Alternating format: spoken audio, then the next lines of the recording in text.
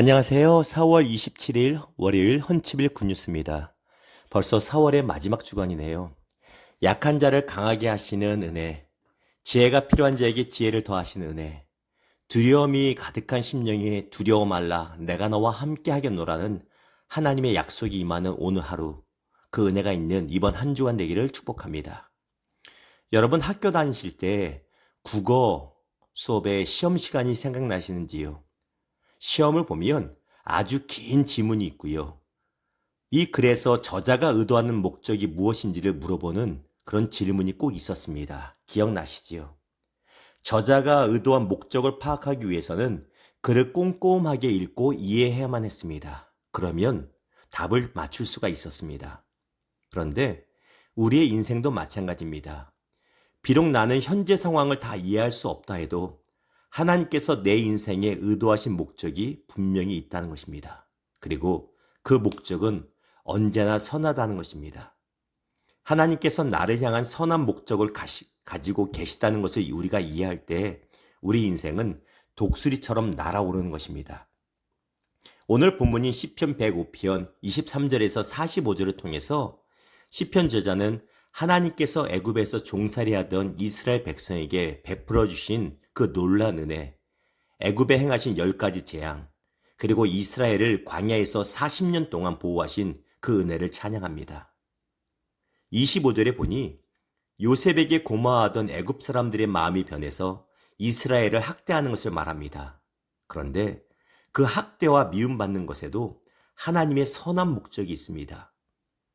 애굽 사람들이 갑자기 이스라엘 백성들을 미워하고 학대함으로 인해서 이스라엘 사람들의 마음에 하나님께서 아브라함에게 약속하신 가나안 땅으로 이제 가자라는 마음이 생긴 것입니다. 생각해 보세요.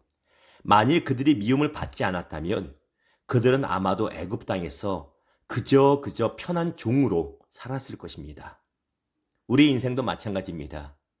나에게 우호적이던 사람이, 내가 다니기에 편하던 직장이 갑자기 나에게 차갑게 대하고 심지어 나를 미워할 때 우리는 마음이 상하게 됩니다. 갑작스런 고난을 당하면 우리 마음이 무너집니다. 그러나 하나님은 그런 아픔을 통하여 우리를 연단시키고 우리의 인생이 하나님이 원하시는 방향으로 가도록 인도하시는 것입니다. 45절에 보니 하나님께서 광야에서 이스라엘 백성들을 먹이시고 돌보신 이유가 그의 율법을 따르게 하심이라고 말합니다. 맞습니다. 하나님은 이스라엘 백성들을 가나안 땅으로 금방 인도하지 않으셨습니다. 대신에 무려 40년간 광야를 돌게 하시며 그들에게 먹을 것을 주시고 그들의 대적을 물리쳐 주셨습니다. 그 이유는요, 신명기 8장에 볼 수 있듯이 이스라엘 백성들을 낮추시고 시험하사 사람이 떡으로만 사는 것이 아니요 하나님의 입에서 나오는 모든 말씀으로 사는 줄을 알게 하려 하심입니다.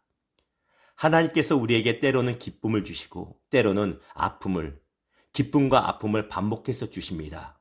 그 이유는 하나님이 심술 꾸러기이기 때문이 아니라 하나님의 말씀으로 사는 법을 우리에게 가르쳐 주시기 위함입니다. 사랑하는 여러분, 여러분은 우연히 던져진 존재가 아닙니다. 하나님의 선한 목적을 가지고 보냄받은 존재입니다. 오늘도 하나님께서는 여러분을 향한 가장 좋은 목적을 가지고 계십니다. 내 인생은 하나님의 선한 목적이 있는 인생이다. 이 사실을 선포하십시오.